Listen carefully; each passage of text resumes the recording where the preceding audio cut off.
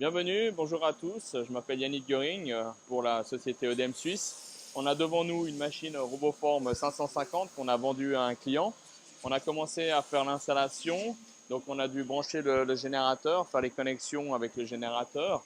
Donc le générateur il est à part parce que comme il y a un champ électromagnétique important qui est développé par l'étincelage de la machine, on a créé un générateur à part comme une cage de Faraday pour que tous les signaux de mesure et tout ce qui est au niveau contrôle soient protégés par cette cage de Faraday. Aussi, tous les câbles sont blindés, aussi câbles de mesure et tous les autres câbles qui viennent là pour pas que le champ électromagnétique de la machine RoboForm 550 perturbe tous ces signaux-là. Parce qu'on a quand même, si on a des surfaces importantes au niveau d'électrodes, eh ben, on a un champ électromagnétique qui est vraiment très important. Si dans un atelier, par exemple, on a une radio à 10 mètres ou 20 mètres, à chaque impulsion, on va entendre l'étincelle presque au niveau de la radio qui va perturber le signal FM.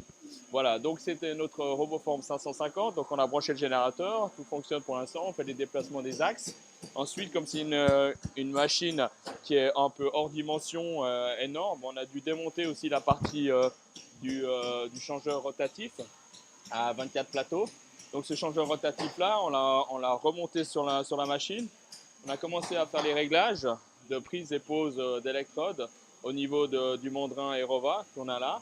Donc on fait tous les réglages pour l'avance du bras, la prise pose et la position XY et surtout du Z pour la prise de sécurité à 5 dixièmes de supplémentaire pour pouvoir prendre l'outil sans qu'il y ait un défaut. Voilà.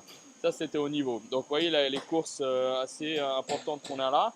Là, le client nous a amené ici un étau. Après, je lui ai dit qu'on va travailler plutôt avec une partie magnétique ici. On voit que la partie magnétique qu'il nous a amenée, elle n'est pas bonne. Que là, on a à peu près 5 mm d'espace entre toutes les lignes positives et puis au niveau négatif, on a 5 mm. Donc, ce qui fait, c'est que le champ magnétique de cet étau-là, il est trop haut. Il est pas assez plat. C'est-à-dire que si on a tous les dépôts qu'il y a dans notre bac, il va nous attirer toute la poussière ferreuse contre la pièce et ça veut dire qu'on va usiner la poussière qu'on vient d'enlever. Alors que le principe d'électroérosion, on doit vraiment faire une explosion avec l'éjection, nettoyer la pièce et revenir faire une étincelle derrière. Donc avec les temps d'attaque et les temps de pause. Là, avec un champ magnétique qui est trop haut, comme ça, eh ben, ça va nous attirer toute la poussière qu'il va y avoir dans notre bac qui a déjà été enlevé par l'érosion et qui va se retrouver sur la pièce et puis on va perdre du temps en usinage. Donc ça c'est important. Le client nous a amené ça hier, je lui ai déjà expliqué, pour l'instant il n'en a pas, mais on va le changer par la suite. Voilà.